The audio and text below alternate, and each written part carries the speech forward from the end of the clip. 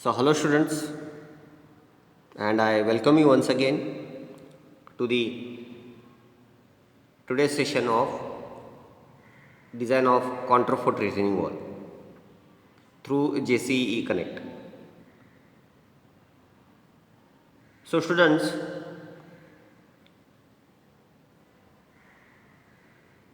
I was discussing about the design of components of counterfort retaining wall, and in the last session I have finished with the design of vertical slab or the stem part. This part we have finished, the design of stem or the upright slab, this we have finished. Okay, so the stem will act as a continuous slab as I told you in the previous session. So the bending will take place as a continuous slab, and after that we have discussed about the stability calculation of counterfort retaining wall. Okay, and we have checked for overturning and no tension,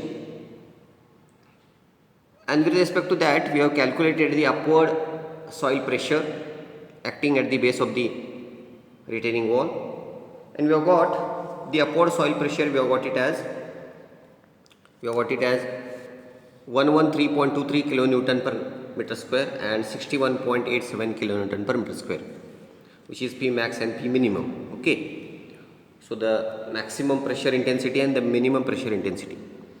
Understood? So now with respect to that we'll draw the pressure distribution diagram at the base of the cantilever retaining wall, the counterfort retaining wall. Now, so we have the sketch of counterfort retaining wall, and let us draw the base pressure. So we'll draw the base pressure here, P maximum and P minimum. So if I draw it here, it will be like this, correct? So this side we have the pressure as 61.87, this is P minimum, and this side we have P maximum is 113.23. Okay, so we will divide this again. Okay, respect to the rectangular shape and triangular shape. Okay, so now we have to find out the pressure below the toe slab. Okay, so if I project this, so I may divide into like this and like this. Okay, so this is this portion, the portion of pressure distribution diagram should be utilized for toe slab, and this should be utilized for heel slab. Okay, so now, so if this is 61.87, this should be 61.87. Okay, so what should be this height we can find out, or else what we can do, we can even find out this height, because again it divides into rectangle and triangular. So what you can do, by trigonometry also you can find out this height. So for that what you have to do, you have to find out this theta. So whatever the theta will be here, that will be same theta, correct? So how we can find out that? So theta will be, so tan of theta is equal to, so that is height of the triangle. So height of the triangle will be 113.23 minus 61.87, correct? So this height will be 113.23 minus 61.87 divided by this base width. So this base is 4.5. So we will get theta is equal to 84.98. So we will get theta is equal to 84.98. Understood? Clear? So once you get theta, so again I know this height. This is 1.15. So I can easily find out again. So again here tan of 84.98 is equal to, this will be base, I will write h, and this will be 1.15. So I can easily find out. So h will be 13.1. So height will be, so this height will be, so what I did, so once I get theta, this theta I got 84.98. so what I will do, I have to find out this h. So height by base, so height of the triangle h divided by base is 1.15. so I can easily find out 13 this value. So we got, this is 13.1, and this will be then, so this will be, if I find out this, so how can get this, 13.23 minus h minus 61.87. so we will get this as 38.26. we will get this as 38.26, correct na? I know total 13.23. so what you can do, 13.23 minus h minus 16.87. so we will get this height as 38.26. so we get h is equal to 13.1. Understood? So I got this, even I got this, so I can easily find out the remaining values, okay, for the calculation. Now what you have to do, okay, now let's move on to design of toe slab. Okay, so design of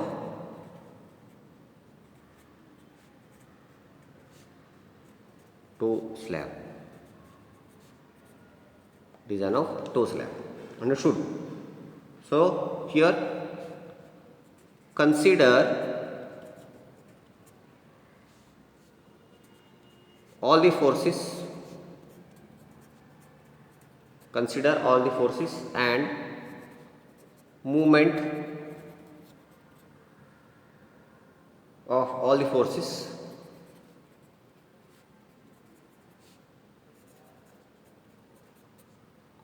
consider all the forces and movement of all the forces about the point G, about the point G. So I will consider a point here. Okay, now considering, so this part is toe slab, this part is toe slab to here.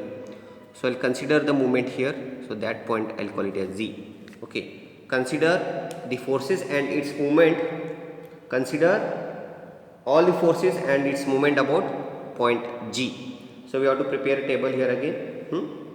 Okay, so we have to prepare a table. So in that, what all you have to consider? So first, force in kilonewton, then distance,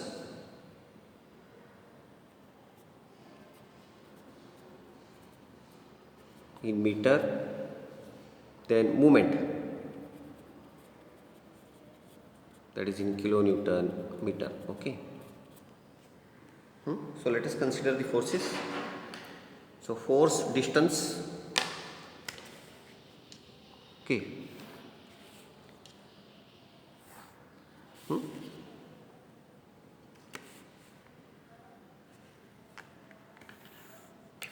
okay. So now,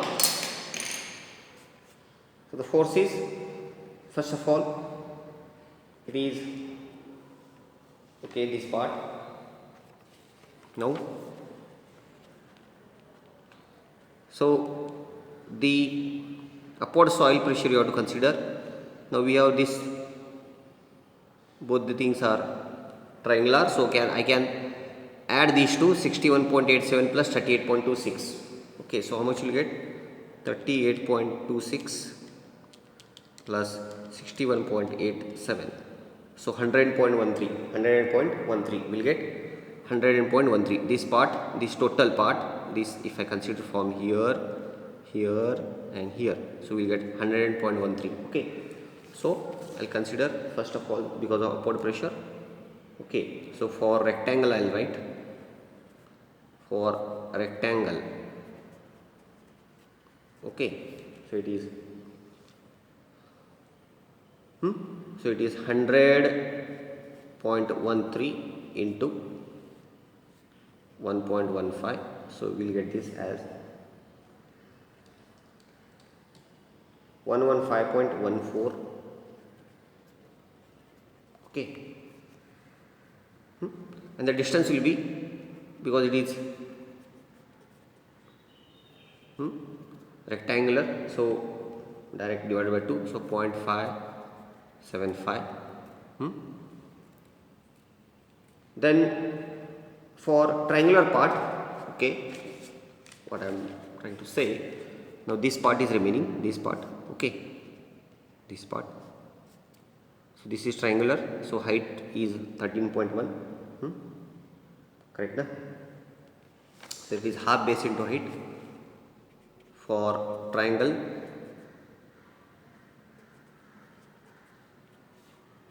half base is 13.1 and height is 1.15, so we get this as 7.53. okay, 7.53. And this will be 2/3 of, because it is from fx, so that is 2/3 of 1.15, so this will be 0.766. okay, 0.766. So after multiplying this into this, we get this value as the moment for this is 66.125, and for this we get 5.767. so we get the total here, that is because of the upward pressure. I'll write it in other color, so we get this as 71.892. okay, this is the total movement. Now we have to deduct for self weight also. okay, we have to deduct for self weight. So whatever this we have considered, this is with respect to soil pressure which is acting upward direction, this will act in upward direction. okay, so apart from this we have the self weight which is acting downward direction, so you have to deduct from this, understood? So you have to deduct from this. So for that you have to consider again self weight. So the next is, so this first, second, third, so this is self weight.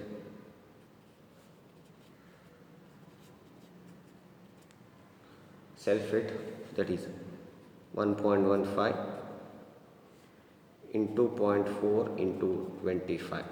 okay, so we get this as 11.5, and the distance is again 1.15 divided by 2, this will be 0.575. So this will get it as 6.61. okay, this is for downward direction. okay, so therefore total movement will be this minus this, because this is upward direction, this is downward direction. So 71.892 minus 6.61. okay, so we get this as 65.282 kilonewton meter. So the net design movement is 65.282. So also factored movement, also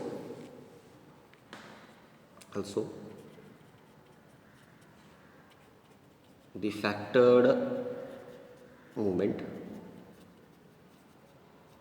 will be 1.5 times 65.28.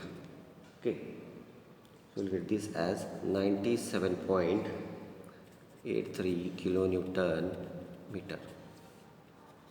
mu 97.83 kilonewton meter. So now we have to go for AST calculation again. With respect to this, we have to go for AST calculation. Okay, so now it will be AST, area of steel.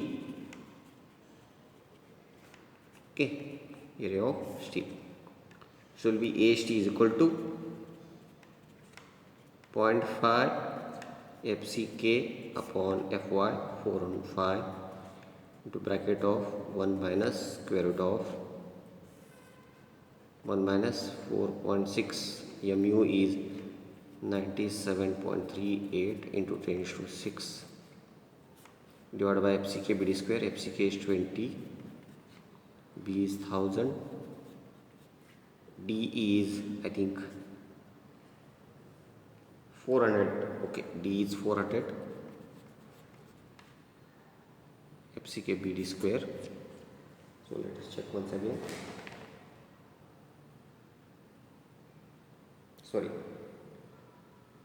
the depth of base slab, I think we assumed. Sorry, so this is total depth 400, so the effective will be 350. Please make correction here.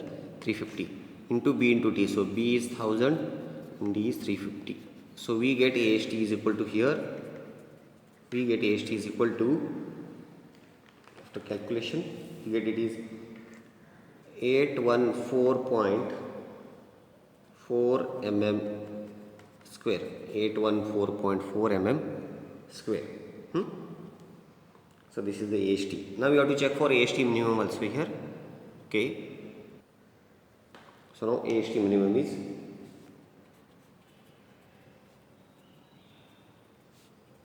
0.12% of BD. So B is 1000, D is 400 divided by 100. Okay, we get this as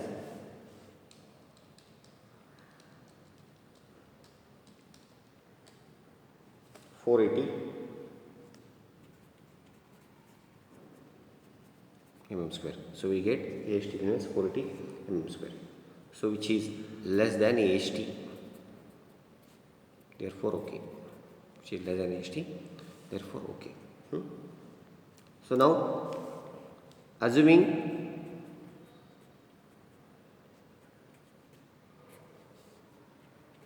dia bar,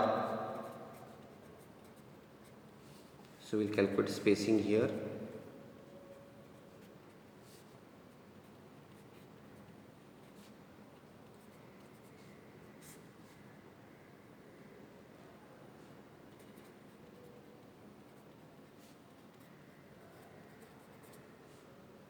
Okay, so we got here it is 138, so we'll round off to 130 mm center to center. Correct? So we can write, hence provide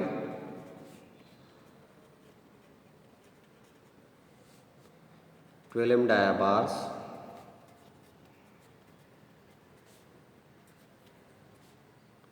at a distance of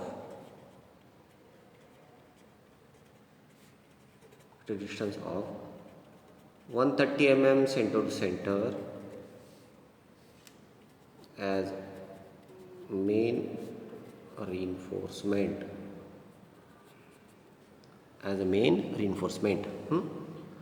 So this part, okay, if I want to tell you, so this part will act as a cantilever slab now.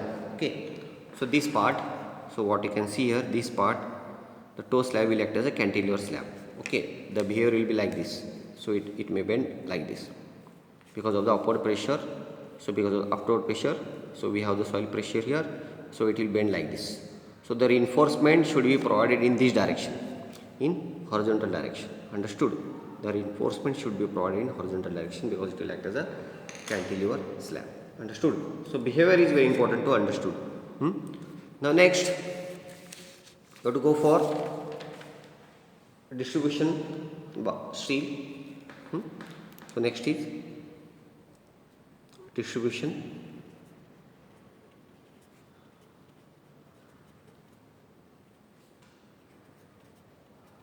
bars. So for that again spacing, so we'll assume 10 m dia bars, so pi by 4 into 10 square divided by 480 into 1000. So we get this as 163 mm. So let us say 160 mm center to center, 160 mm center to center.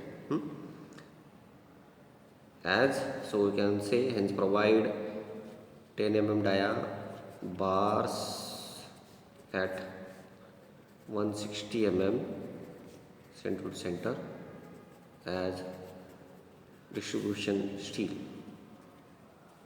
as distribution steel. Understood? Clear? So the provision will be, so if I want to show you, okay, the provision will be, if suppose we have, suppose we have, this will be the projection of toe slab beyond the stem. This will be the projection of toe slab beyond the stem. So this will be like 1.15.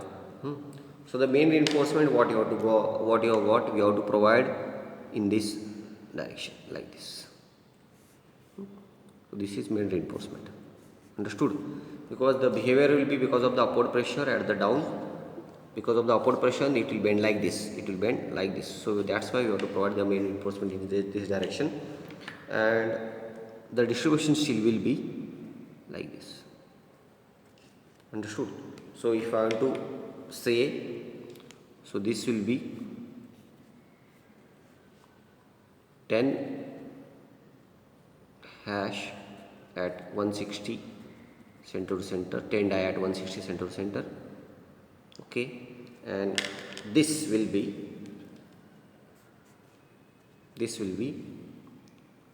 12 hash at 130 center to center. This is only in toe slab. So this part, this will be toe slab. I am talking about only in toe slab. The provision of reinforcement in toe slab. Understood? Clear? So today we stop here. So in today's class we have discussed about the design of next component, that is toe slab. And regarding this, if you get any queries, you can write it in comment box or you can contact me. Okay, thank you very much.